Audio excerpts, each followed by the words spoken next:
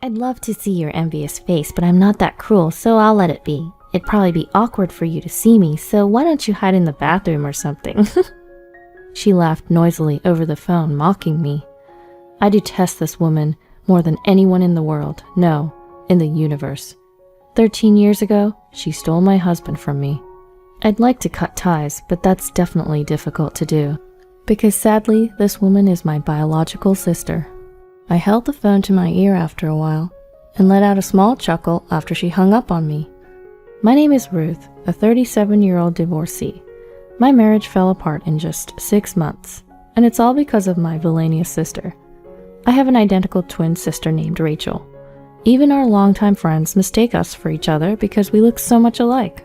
However, contrary to our appearance, our personalities are completely different. I'm more of the quiet type, while Rachel is active and tends to take charge of things. I was the better one in academics, while Rachel excelled in sports. Rachel's the type who blurts out whatever she's thinking. How can you wear such unstylish clothes? People are gonna think I'm not stylish either since we're twins. That'll suck. As you can see, we don't get along. It wouldn't be so bad if it was just at home, but Rachel always brought trouble. Back in our school days, I often got harassed by girls from other schools on my way home. "Hey, stop hitting on my boyfriend!" Of course, I didn't even know them. Not again, Rachel. Whenever Rachel found someone she was interested in, she wouldn't hesitate to snatch him away, even if he already had a girlfriend. I blame the guys too, but Rachel was worse. And I, being mistaken for her, am a victim too. Moreover, she seems to lose interest once she gets the guy, sometimes breaking up in as short as a week. It's unbelievable. Rachel, you need to stop this nonsense. Have you ever thought about how the other girls feel, and that I'm also suffering too? To my words, she responded, An unattractive woman's jealousy is scary. "Anyway, your guy, John, right? He's so dull. I doubt he'll cheat on you." "Don't worry, I have no interest in him. He's not hot at all." And talked down on my boyfriend. This man named John is the despicable ex-husband who dumped me without a second thought 13 years ago. We got close because we went to the same tutoring center. He was rather quiet and made me feel at ease. His mother was a fortune teller and was well known for her accurate readings. She even ran a fortune-telling house. We graduated from the same university and decided to get married 2 years later. I had thought I would spend my life with this man, but 6 months after our marriage, my ex-husband, John, placed the divorce papers in front of me and said, "Please divorce me, I can't take it anymore, and I'm sure you know why." Sitting next to him was my sister, Rachel, with a smug look on her face. Taken by surprise, I stammered, "Huh? I'm sorry, I don't understand. Did I do something? I don't remember doing anything wrong." At my words, John banged his fist on the desk and shouted, "Really? How do you have the audacity? You've been cheating on me. Can you still deny it after seeing this?" On the desk were a few pictures showing a man and a woman entering a hotel together. But to me, it looked like I was being shown pictures of my sister Rachel, going into a hotel with some man I didn't know. I didn't understand what my ex-husband was saying at all. The man in the photo must have been just another one of Rachel's flings. No, this is Rachel, it's not me." At that moment, Rachel burst into tears and sobbed, "Ruth, let's stop this. I can't stand lying to John anymore." Then John said to my sister, "Rachel, I'm okay. You're so kind, thank you. What am I looking at here?" John glared at me and started to spew a fabricated story that was simply unimaginable. According to him, I had been cheating, and to avoid being caught, I was constantly borrowing clothes from my sister, spending my spare time at a hotel with my lover, and that I was a terrible woman. John had completely believed this ridiculous story that he'd heard from my sister. "I heard from Rachel that you've always had a bad track record with men. Even when we were dating, you were playing around with several men." I responded to my furious ex-husband, "Are you seriously saying that, John? You've been with me for several years, and you believe a story from my sister, who you've only known for half a year? Are you sane? Are you an idiot?" Perhaps he didn't like my calm response because all he could do was glare at me. And to my surprise, Rachel had the nerve to hit on John. "You may have the same face, but your personalities are completely different. You're not charming at all. Rachel always listens to my complaints with a smile. She's so patient. I might have married the wrong sister." I couldn't believe what I was hearing. Rachel continued to fake her tears, but I could see her grin. Rachel was always a player when it came to men, since she was a student, but ever since she started working, she had changed the type of men she targeted. She now prioritized social status and money over looks, and John, my ex-husband who worked at a major corporation and came from a moderately wealthy family, was a perfect target. She must have set her eyes on him from the time I introduced him at our wedding. My ex-husband had been completely fooled by my sister's poor acting. I never thought my ex-husband that I'd been with for so long could be this naive, and I could feel my feelings towards him fade away rapidly. You two are despicable. Do as you please, but never show your face in front of me again. I felt tears welling up, but I managed to hold them back. I filled out the divorce papers on the spot and threw them at the two of them. Knowing my cunning sister, she and John probably hadn't started a physical relationship yet. Blaming compensation seems tough. Still, if it meant those two would disappear from my life, I didn't care about the money anymore. When I returned to my parents' house after that, my parents were furious at my sister's behavior and disowned her.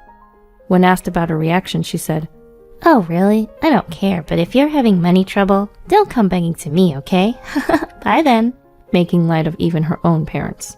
I found out from a friend that my ex-husband and my sister got married just 3 months later. I was so stunned I couldn't even cry. I felt nothing at all. For 13 years since then, I haven't seen my sister and her husband. But one day, I got a call from a public phone on my cell phone. I always answer calls for work, so I answered and heard, hello, Ruth? I immediately recognized the voice on the other end of the phone. I don't know how you have the nerve to call me, Rachel. At my words, Rachel chuckled and said, "Are you still holding a grudge? You're always so gloomy, Ruth. But whatever, I have a favor to ask." Without showing any remorse for what happened, my sister continued, "I'm pregnant. Oh, of course, the father is John, who you loved so much, haha. So I wanted to let my parents know about their first grandchild. They won't listen to me, so you tell them for me." She had the audacity to command me like that, so I retorted, "What are you so cheery about when you've been disowned?" But she just laughed it off. "How many years do you think it's been? 13 years. I think you're the only one who still holds a grudge. You're probably still living alone at our parents' house, am I right? I'm saying that I'll be the one to give them a grandchild instead of you." She's always been the best at irritating people. "I'd love to see your envious face, but I'll spare you because it's too pathetic. It'll be awkward when you see me, so why don't you hide in the bathroom or something, haha," she said as she laughed out loud while I remained silent. Then she hung up abruptly after saying she would come over on the weekend. I kept the phone to my ear for a while after the call ended and chuckled. That weekend, when I was relaxing in the backyard, my phone rang. I glanced at the screen and saw a blocked number. It was probably my sister. I answered the phone, annoyed. "Hey, unblock me already." I snapped back. "What's wrong with blocking someone I don't want to receive calls from? That's what call blocking is for. Oh, maybe you don't understand because you're stupid." I laughed sarcastically. I heard something break. Perhaps she was irritated. "I've come all this way. Why is nobody home? I told you I'd come today, didn't I?" "Huh? You were serious? I thought you were joking. Besides, you hung up before I could tell you. I don't live there anymore." "What?" Judging by my younger sister's enraged and slightly shaky voice, it seems she was standing in front of the house we used to live in. However, none of us live there anymore. She was making so much noise and chaos that it seemed likely to cause a nuisance to the neighbors, so I gave her my current address and hung up the phone. After waiting for about an hour, the doorbell rang. There stood a sullen-faced Rachel and John, my ex-husband. The first thing she blurted out was, "You've got some nerve, and what is this place? Why on earth would someone like you be living in such a nice apartment?" She glared at me, her eyes bloodshot with anger. It's no surprise my sister was shocked. This place is relatively new and located in a good area. The rent isn't cheap either.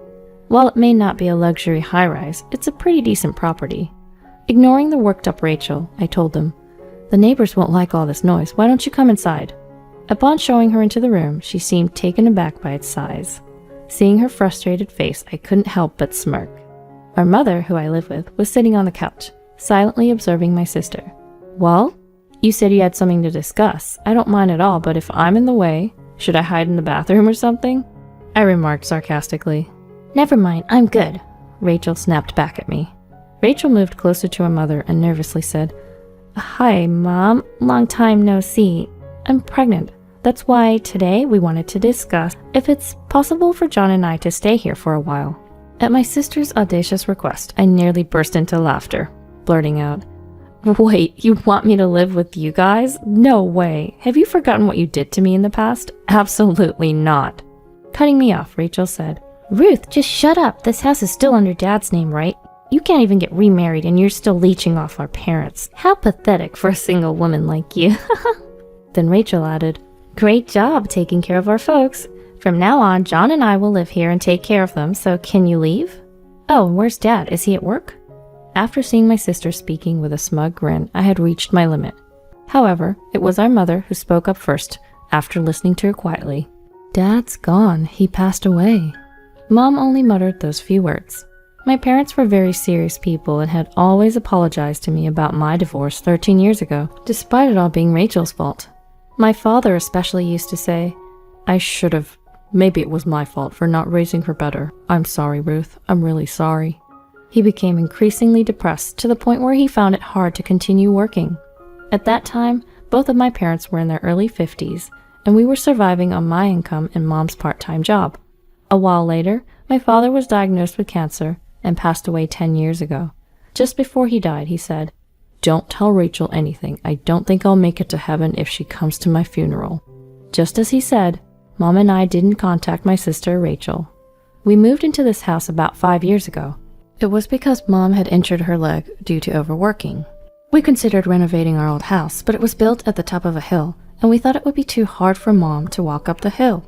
Since we started living in this accessible home, Mom said her legs have been feeling much better. I tried to speak calmly, but the thought of the late Dad made me want to burst out crying. It must have been the same for Mom, as there were tears in her eyes. However, Rachel's reaction to my words was, in a sense, predictable. "Too little, too late. Besides, it's not my fault Dad got sick. In fact, you're living in such a nice place now because of Dad's inheritance, right? That's not fair. What about my share? Didn't I have the right to inherit?" She blurted out such nonsense. Without missing a beat, Mom shot back, "Inheritance? There's no such thing. You only came to us when you were in trouble for doing stupid things before your marriage. How many times do you think we paid alimony because you messed around with a married man? Live with you? Never. You must be joking. Don't be ridiculous." It was the first time both Rachel and I had seen Mom so enraged. Sensing the tension, Rachel fell silent. Then John, who had been quiet like a puppet until now, said, "Rachel, you've been deceiving me, haven't you? Ever since I married you, my life's been a mess. You're a reckless spender, and you don't do any housework. I had the opportunity to meet some guys who graduated from the same high school as you, and they all said I was blind to marry you." I nearly burst out laughing at my ex-husband's words. He's quite something to have put up with her for 13 years. Moreover, when he approached me, he said, "Ruth, I've been regretting our divorce. Do you want to start over here? Let's let bygones be bygones." When he tried to touch me softly, I felt a chill run down my spine. No way, please. Let bygones be bygones? Who does he think he is? Is he stupid? It's not his place to say that. Just as I was about to dodge him, the door to the next room burst open. "Could you not touch her with your dirty hands, please?" A man suddenly appeared, and both were taken aback. Ignoring Rachel, who murmured, "Who is he?" I said, "I told you to stay hidden because I didn't want to involve you." At my words, he replied, "I couldn't stand it when he tried to touch you, Ruth. Besides, I think having a third party will help the discussion, don't you think?" Okay. This is my husband, Alex, and... Tony, come here. This is our son, Tony. He's 8 years old. I called out to our son, Tony, who was peeping out from behind the door. Perhaps he had heard some of the argument. He was glaring at Rachel and her husband. "Huh? You're remarried? Unbelievable. Why?" My sister, Rachel, was more surprised than anyone that I had a husband and a son. My ex-husband, John, was just as shocked, gaping like a fish out of water. "What do you mean, why? How many years do you think it's been? It's been 13 years. 13 years. Despite all that time passing, you guys haven't changed one bit, which is surprising. Well, you do look like you've aged quite a bit, though." At my somewhat sarcastic words, their faces turned bright red. I met my current husband, Alex, shortly after my father passed away. We were colleagues for a while, and one day he asked me out. When I rejected him saying that I was a divorcee, he responded, "Does being divorced mean you can't remarry?" and asked me out once more. We got married a year later, and our son Tony was born the following year. Alex treats my mother very well, doesn't mind us all living together, and my in-laws, who already live with Alex's brother and his wife, have reassured me. We're glad you're here for Alex. The one who proposed moving to our current house was Alex, who was concerned about my mother's mobility. I turned to the two shocked individuals. My mother and I are living our lives here. Can you not disrupt? And Rachel, you said you were pregnant. How many months along are you? From their flustered responses to my question, I gathered that Rachel was probably lying about being pregnant. I was only married to John for 6 months, and I never got pregnant. That was the reason my former mother-in-law used to make snide comments. But if Rachel isn't pregnant, it means that's probably the case. Rachel seems to get along with the bad-natured mother-in-law. Unable to stand the harsh glares from my family, the two hastily left our house. I mean, I had heard stories, but is she really your sister? She does look like you, but her character... Anyway, it's settled for now, Alex said with a smile, to which I gave a bitter smile. Really? That evening, the doorbell rang continuously. Looking at the monitor, I sighed. They came after all. When I opened the door, there stood Rachel and John with pale faces. We need help. Can you lend us some money? As they knelt down begging, my husband looked puzzled, but my mother and I felt differently. During the day, while waiting for a call from Rachel, Mom received a call from a certain individual. It was a friend of my deceased father, who currently rents our old home. Him and his family are living there right now. When I came back to the house, I found the flower beds in the garden ravaged and the windows cracked. The security footage clearly showed a man and a woman, with the infuriated woman stomping on the flower beds and hurling stones at the window. Of course, it was my enraged sister Rachel, on a phone call with me. When Mom gave Rachel's contact info to Dad's friend, she was furious to learn that this was the daughter who had tormented our dear father for years. It seems that in the damaged garden, there were rare flowers that were difficult to grow, and they'd asked for compensation. They seemed to be struggling financially to the point of having difficulty with housing, so I expected them to turn up again, but I never thought they'd showed up that very day. I must admit, I was impressed by their audacity. I can give you some money, but there's one condition, I said. As I watched them trudge home with slumped shoulders, I couldn't help but laugh and think, serves you right. In their hand was a written pledge I had just made them sign. I had made them write in the pledge that they would never approach me again, in return for me taking responsibility for this incident. But Rachel is still my sister by blood. It's hard to completely cut ties with her. There may come a time when she'll use the power of the authorities to approach me. When that time comes, I'm prepared to fight, using the audio recordings I secretly made 13 years ago, and this time as evidence. Because you see, I have no intention of forgiving my sister and her husband any time at all. Later, a friend told me that my ex-husband had immediately resigned from the big corporation after our divorce, and started working as a staff member in a fortune-telling establishment run by my former mother-in-law. Because they were family, he was paid a high salary, and he and my sister seemed to have been living a life of luxury. However, a few months ago, my former mother-in-law suddenly passed away from illness, and my ex-husband, who had no talent for fortune-telling, took over as her successor, but the establishment quickly closed down. In their desperation, the couple claimed, "This is a bracelet that our late mother lovingly made." They targeted the people who had faith in my former mother-in-law. However, a whistleblower exposed their lies, and the victims formed a group. The victims began flocking to the establishment every day, and my sister, who no longer had a place to live and work, came to ask for my help. I was so irritated by their audacity. However, seeing that the police have started moving, it's probably only a matter of time before the two of them are held accountable for their crimes. After that, we moved again.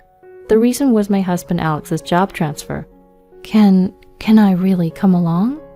Mom asked apologetically, to which Alex, my husband, responded with a chuckle. "What are you talking about? You're an important part of our family, Mother. Even if you resist, I'll carry you over my shoulder and take you along, okay?" Upon hearing Alex's lighthearted joke, Mom let out tears of gratitude. Grandma, you're crying again. Here, have a Kleenex. Observing his emotional grandmother, Tony was concerned but still smiled. And as I watched my family, I felt a wave of gratitude for the happiness I felt.